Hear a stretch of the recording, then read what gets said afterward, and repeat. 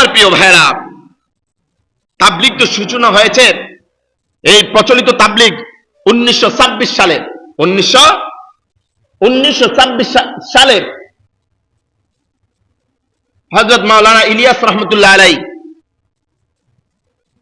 উনি আলেম হওয়ার পরে দেখলেন যে কাজ করতেছি, কিন্তু মানুষের মধ্যে, যে মুসলমানের মধ্যে অনেক ইমানের যে স্পৃহা, সেই স্পৃহাটা নাই। ইমানের যে নূর, সেই নূর আমাদের অন্তরের মধ্যে নাই।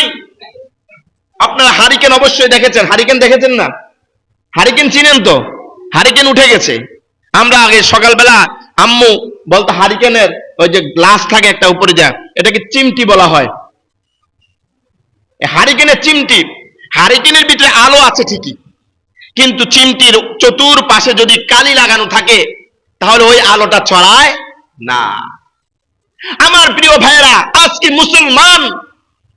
মুসলমানদেরকে যদি একজন আরেকজনকে দাওয়াত দেয়, আমি মুসলমান, আপনি আমার দাওয়াত দিচ্ছেন, আমি কি আপনাদের কম বুঝি? আমি আপনার থেকে কম বুঝি? আমি তো সব জানি। আপনি কাফেরদেরকে গিয়ে দাওয়াত দেন, আরে কাফেরদেরকে তো অবশ্যই দাওয়াত হচ্ছে, দাওয়াতের কাজ বহির্বিশ্বে কাফেরদেরকে দাওয়াত দিচ্ছে, কিন্তু একজন মুসলমানের অন্তর হয়ে গেছে ওই হারিকেনের চিমটির মতো, একদম চতুর্পাশে কালি আর কালি, আর ভিতরে যদি ইমানের বাতিটাও থাকে, বাহিরের মধ্যে আর এটার আলো ছড়ায় না।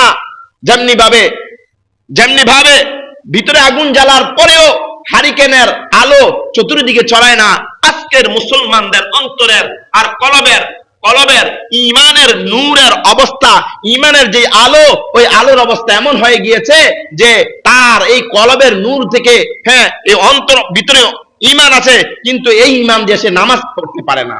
ভিতরে ইমান আছে, সেই ইমান দিয়ে সে কি করতে পারে? গুনাহের কাছ থেকে বাঁচতে পারে না। ভিতরে ইমান আছে, সেই ইমান দিয়ে পরনারী থেকে আসক্ত থেকে সে নিজেকে বাঁচাতে পারে না। ভিতরে ইমান আছে, কিন্তু এই ইমান থাকার পরেও সে হারাম থেকে বাঁচতে পারে না। আমাদের ইমান হচ্ছে এমন ইমান, এই জন্য আমাদেরকে বেশি বেশি ইস্তেগফার করতে হবে, বেশি বেশি জিকির করতে হবে, বেশি বেশি নামাজ পড়তে হবে, অশ্রু ফেলতে হবে, তাহলেই পরে আমাদের কলবের যে নূর আছে সেটা প্রজ্বলিত হবে, সেটা উদ্ভাসিত হবে। সেই উদ্ভাসিত আর উজ্জ্বল হলে পরে এই কলবের এই নূর দ্বারা শুধু পৃথিবী নয়, পৃথিবীর দিক দিগন্তে ইমান